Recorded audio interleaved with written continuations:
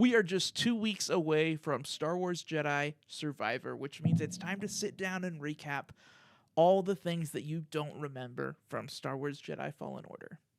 My name is James, and I started this channel simply because I love video games. I also love Star Wars. If that sounds like you, please consider hitting the like button on this video, the subscribe button on my channel, and checking out some of my other videos as well. Let's get started. Star Wars Jedi Fallen Order. Right off the bat, we're introduced to Cal Kestis. Cal Kestis is a scrapper on Bracca. Essentially, he has a job going into broken down ships and stuff that are left over from the Clone Wars, getting valuable parts and selling them to the Empire, which is actually pretty similar to what we see Rey doing in the beginning of Star Wars The Force Awakens. Pretty early on, we learned that Cal is a former Jedi Padawan, that he was a Jedi Padawan when Order 66 happened, eliminating all the Jedi. His ship that he was stationed on was in orbit around Bracca, and so he just kind of got in an escape pod, went down to the planet, got a job, and was kind of in hiding. Through some dialogue between him and his friend Prof, who he works with, we learned that it has been roughly 5 years since the Purge. One day while they're working, Cal's friend Prof has a near-death experience, and Cal uses the Force to save his life. We're led to believe that this is the first time that Cal has used the Force since the Purge, so that's kind of a big deal there. And then also, using the Force in this way gained the attention of the Empire, which kind of puts our game into motion. It kind of gets us moving in that direction. So stormtroopers are kind of hunting for Cal. Prof stands up for him and turns himself in, says that he's actually the Jedi, not Cal, and they kill Prof pretty much right away.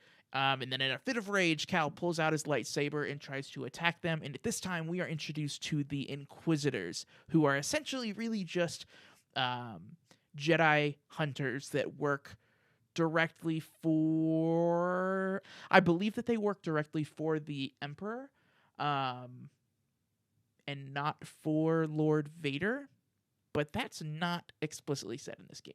Two specific Inquisitors that we're introduced to are the Second Sister and the Ninth Sister. They have a quick little run-in with Cal, and some random ship shows up, and there's a lady on board, and she's like, hey, come with us. And so Cal jumps into this ship with these complete strangers just trying to escape the Empire. These two strangers that we're introduced to at this time are Seer, who reveals herself to Cal to be a former Jedi. She used to be a Jedi Master before the Purge, and then she cut herself off from the Force. And Grease. And Grease is simply just a pilot that she hired. He owns the Mantis, which is the ship that they're all on, but we've got the three of them kind of hanging out right now. Seer tells Cal that she needs his help to open a vault on the planet Bogano left behind by Eno Cordova. Only a Jedi can open it. And since Seer herself has cut herself off from the Force, that's why she needs Cal. So the three of them go to Bogano, find a BD unit named BD-1, which was Eno Cordova's droid that he kind of took with him on this journey. And BD-1 kind of helps, throughout the course of the game, BD-1 helps Cal kind of decipher certain breadcrumbs left behind by Eno Cordova.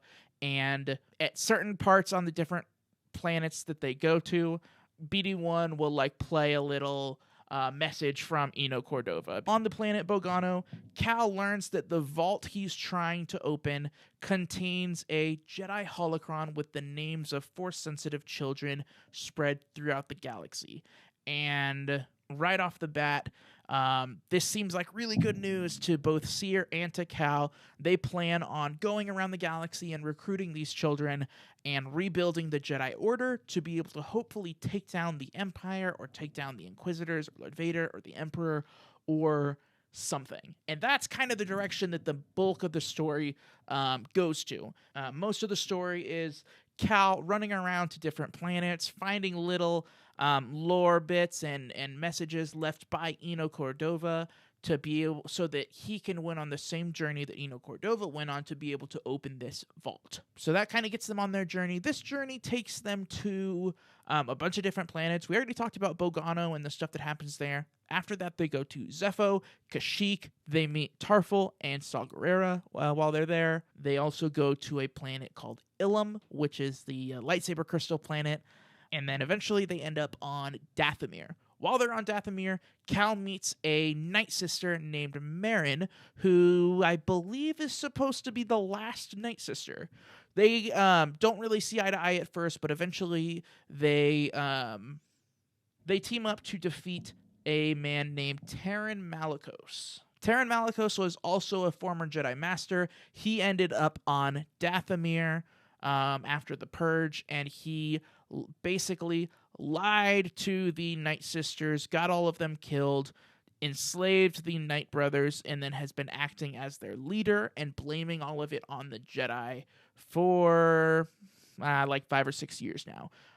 So when Marin meets Cal, they don't really see eye to eye at first, but eventually she comes around. She realizes that the Jedi are keepers of the peace, and that Taron Malicos is actually the one who's been the liar and been corrupted. So together they defeat him, and then Marin joins their squad. So they're group of 5. Seer, Grease, Cal, BD1, and Marin return to Bogano because they finally have all the information that they need to open the vault that contains the Jedi Holocron, which has been the point of the whole game, only to have Cal go and have some kind of purge flashback episode, and the second sister shows up and takes the holocron from right under him. She plans on presenting it to the Emperor to win his favor. And I probably should have mentioned this earlier, but the second sister, at some point throughout the game, it is revealed that the second sister, her name is Trilla, and that she is Seer's previous apprentice, and that things went badly, that they were both captured and they were both tortured, and then Trilla gave in and became an Inquisitor. She became a Jedi Hunter, which is what caused Seer to tap into the dark side and escape, which ultimately led to her cutting herself off from the Force. All right, so Trilla gets the Jedi Holocron, and she's planning on presenting it to the Emperor to be able to win his favor. Cal and Seer once again, for the first time since the Purge, she brandishes a lightsaber. Seer and Cal go to the planet Nur. Yeah, Nur, N-U-R, that's what it's called. And they infiltrate the Inquisitor Fortress, and they take back the Holocron. Cal defeats the second sister, and then Seer shows up and is like, I need to talk to her. And so they chat for a minute, and the Seer is basically like, no, stop being bad. Don't be bad anymore. And the second sister really looks like she's about to side with them. But Darth Vader shows up kind of out of nowhere, kills the second sister. At least we're led to believe that he kills the second sister. And then tries to kill Cal and Seer, and they just barely escape. They just barely escape to the Mantis, and they're all kind of hanging out, and Cal decides that it's their responsibility as Jedi to protect the names of the Force-sensitive children that are on the Holocron. So he destroys the Holocron with his lightsaber, leaving their destiny up to the Force and protecting them from the Empire.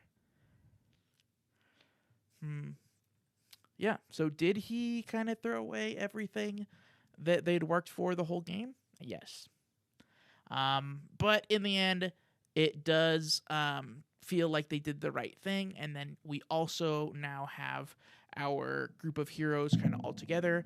And then after that, Seer tells Grease that he's fulfilled his contract and he doesn't need to fly them around anymore.